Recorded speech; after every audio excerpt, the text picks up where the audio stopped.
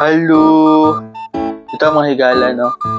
Wala mi lang mabuhat ni sa balay, nagluto-luto na po dahil may aning waffle, no? Nami hotdog, nami cheese, no? Among ipalaman sa tunga sa tuang waffle.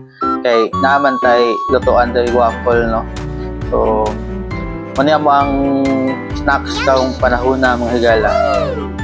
So, dinhi mga higala kay magluto naman ng pikas na part, no? Ato nang hinay-hinay ug baliktad ong ato ang waffle mga higala kanang brown naman ni, no? Kay pag mabaliktad na ni tanan, loto na ni lami na kayo kauno ni mga higala.